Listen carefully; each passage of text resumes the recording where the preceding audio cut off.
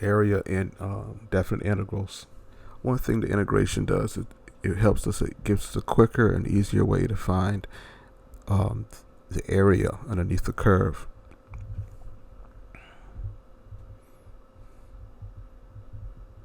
So that's what we're going to be exploring here, evaluating a definite integral.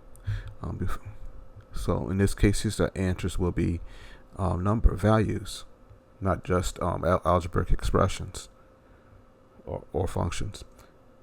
Then we'll be solving applied problems involving definite integrals.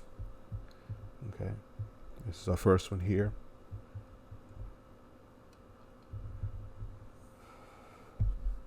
So to find the area of the under the graph, area underneath the curve for a particular interval, or AB, integrated the function. The simplest one is when the constant of integration is 0. Evaluate using over the interval, using B and A, the endpoints, and this will give you the area underneath the curve for that interval.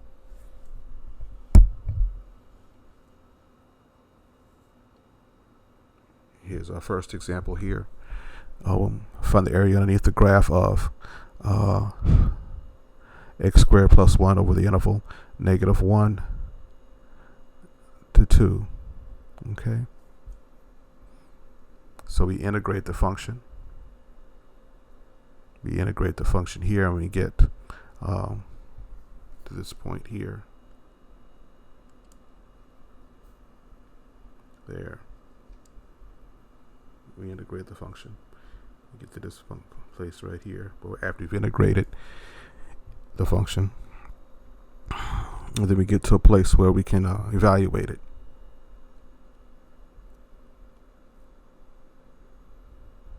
Then we have to evaluate it between 2 and -1. Okay, so I'll replace it with 2, but replace the x variable with 2's, minus, then I replace it with 1's, and the difference will be the area underneath the curve. Okay, so I'll plug in replacing the 2's, the x's with 1's and 2's there. Then I simplify it, and I end up with 6. So once you got to that point, it's algebra and practice. So it's easy to say that it's mostly algebra, so I don't have to practice. Well, on a closed book test, if you don't practice, knowing how to do it doesn't mean you know how to do it proficiently. That's the best way I can say it.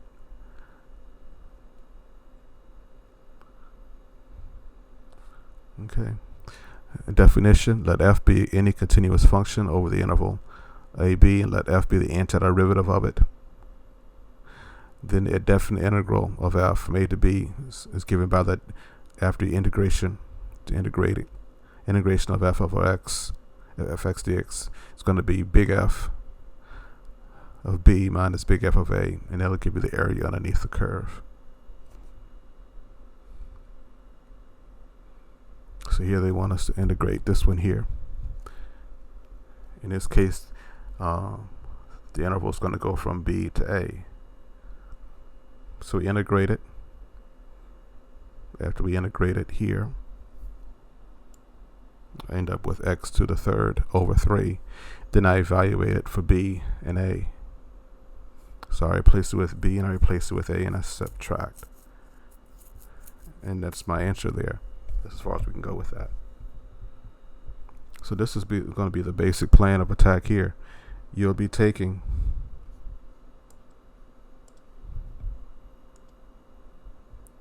integrating, then you'll be evaluating over the interval.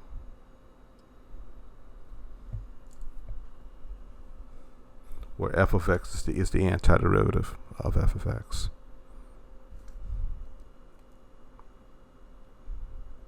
So I have some other examples here. Okay. So I'm given my function, and then I integrate it. There. X to the third over 3 minus x squared over 2. Then I evaluated. I replaced the x's with 4s minus, what's that, minus negative, put a negative, minus a negative 1, I replace it. Now, one thing you've got to remember here is that don't forget that you all of this with 2's minus all of this with 1. So this minus all of this, not just part of it. Okay, then we start simplifying here.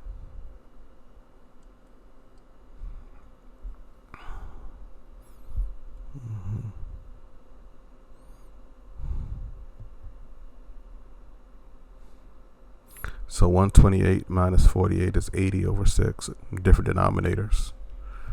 Okay. So I end up with 85 over 6, which is the same thing as 14 and 1/6 for my answer. Let's look at it here. This is what I was saying before. See how they replace the x's with the 4's and negative 1's. They don't just do one part of it. That's a common error there.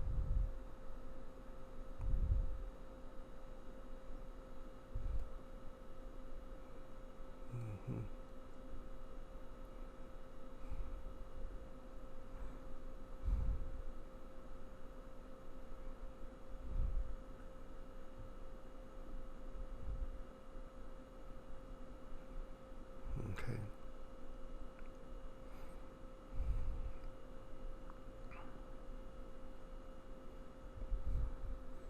When they simplify, they end up with 14 and 1/6.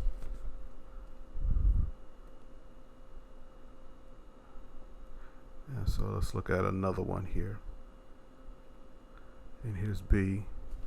So they have the integral going from e to the x over the interval of 0 to 3. So they integrate it here. The integration of e to the x is going to be e to the x. Then they evaluate it over the interval of 3 and 0. So they replace it with 3 and 0. Anything to the 0 power is equal to 1. So I get approximately 19.086.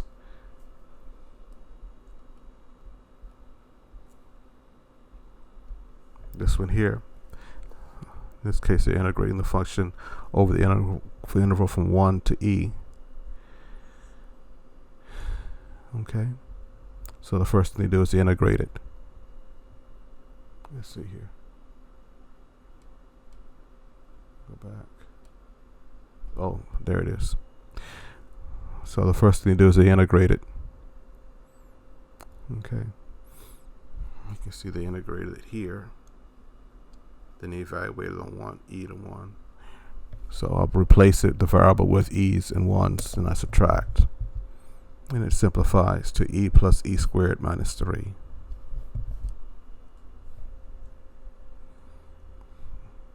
Notice, recall here that ln of e is equal to 1.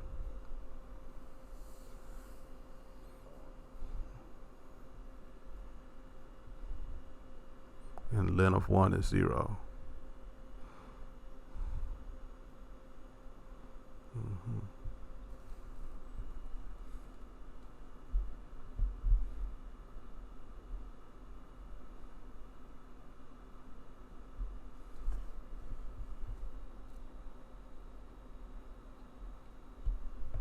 Okay.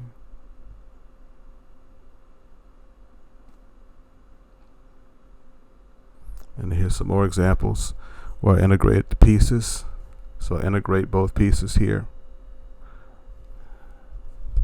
So I integrate this one here. I have 2/4 raised to the x to the 4th divided by 4. I'm going to integrate this piece and integrate this piece here.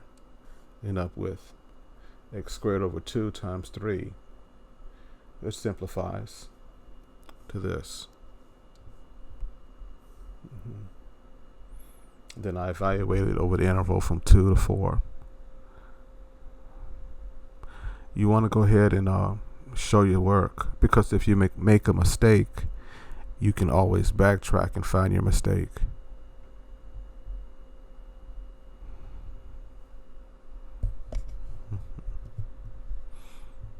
Okay. And I end up with 102 for my final answer there. There's another one. Okay, there's your 102 there.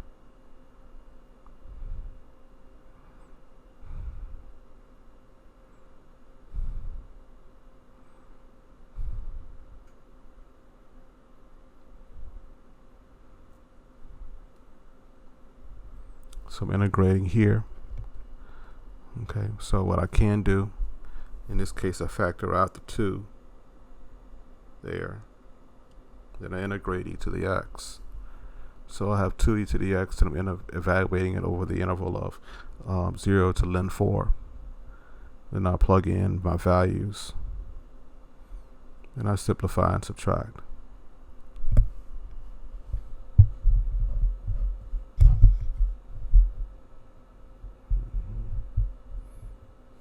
And last one here is c.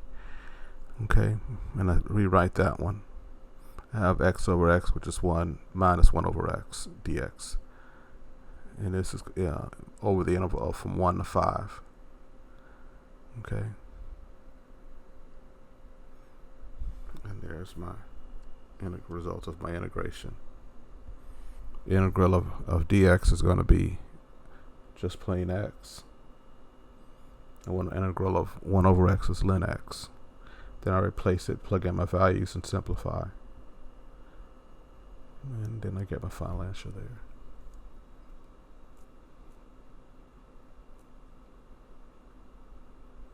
So this is a fundamental theorem here.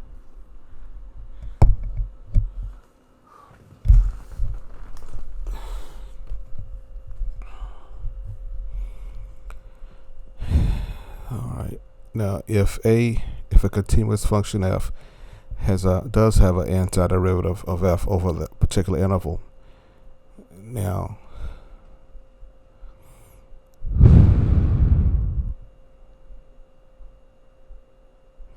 what this says here is the limit as x goes to infinity, the summation of f prime of x times delta x will give me the integral of f of x dx. It gives me the area underneath the curve. What this is talking about here is the summation of adding up. What you're adding up underneath the curve is when I take the limit as it goes to infinity, I'm letting the squares, I'm counting the squares are of the areas underneath the curve. And when I let those areas become infinitesimally small, I get the actual area underneath the curve.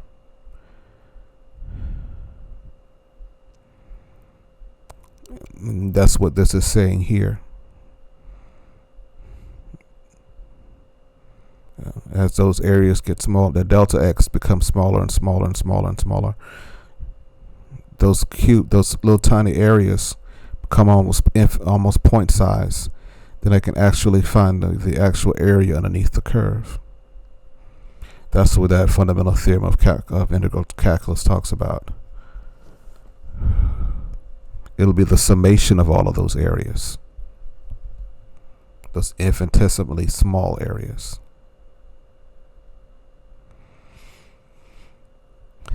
And here's an example here. Consider this integral and predict the sign of the integral by looking at the graph.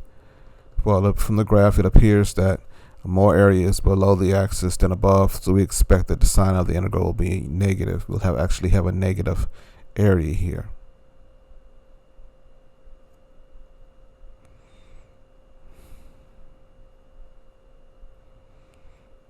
Okay, so now you can see how they went about integrating it. Okay, so integrated it by pieces, and then they evaluate on the integral from -1 to 2.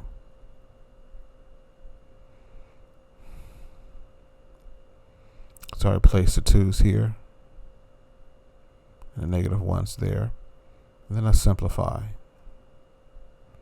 And I do end up with a negative area, a -2 1/4. This is our summary. The exact area between the x-axis and the graph of the non-negative continuous function f of x over the interval ab is found by evaluating the definite integral, and it gives you the area underneath the curve. If it has areas below and above the x-axis, the net area, the definite integral gives the total area. Okay, the difference between the sum of the areas of the x-axis and the sum of the areas below the x-axis. So it does it all there.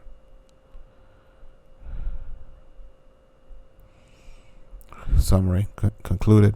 If there's more area above the x-axis than below, the definite integral will be positive. More area below, then it'll be negative.